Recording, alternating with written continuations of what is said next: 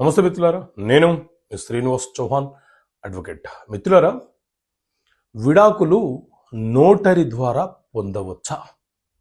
అసలు నోటరీ అంటే ఏంటి అని అంటే మిత్రులారా, 1952లో నోటరీ యాక్ట్ అనే చట్టం మన దేశంలో అమలుకి వచ్చింది. ఈ నోటరీ యాక్ట్ చట్టంలోని సెక్షన్ 3 ప్రకారంగా సీనియారిటీ కలిగినటువంటి న్యాయవాదులను కేంద్ర రాష్ట్ర ప్రభుత్వాలు నోటరీగా నియమిస్తాయి.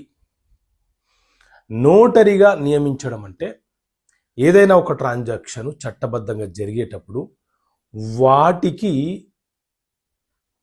నోటరీ న్యాయవాదుల ముందు ప్రత్యక్షంగా అవి జరిగినట్లు భావించబడతాయి.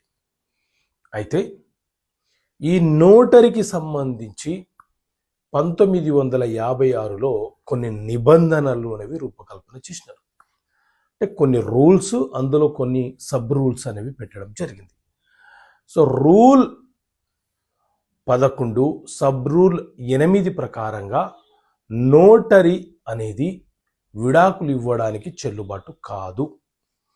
మన దేశంలో ఉన్న హిందూ మ్యారేజ్ యాక్ట్ చట్టం ప్రకారంగా, అలాగే విడాకులు ఆ యాక్ట్ ప్రకారంగానే పొందాలి. వివాహం చేసుకున్న వ్యక్తులకు చట్టబద్ధత రావాలంటే సబ్ రిజిస్ట్రార్ వద్దకు వెళ్ళి రిజిస్ట్రేషన్ చేసుకోవాలి.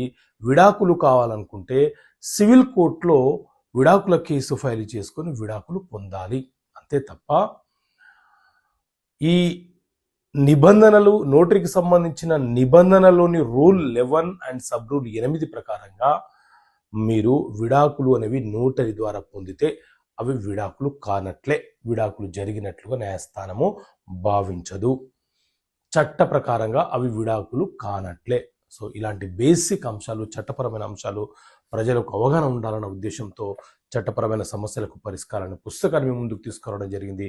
ఈ పుస్తకం కావాలంటే ఇక్కడ కనిపిస్తున్న నెంబర్ కాల్ చేసి పుస్తకాన్ని మీరు పొందవచ్చు. ఇంగ్లీష్ మరియు తెలుగు మీడియంలో ఈ పుస్తకం మీకు అందుబాటులో ఉంది. ఓకే మిత్రులారా, థ్యాంక్ యూ. జై హింద్.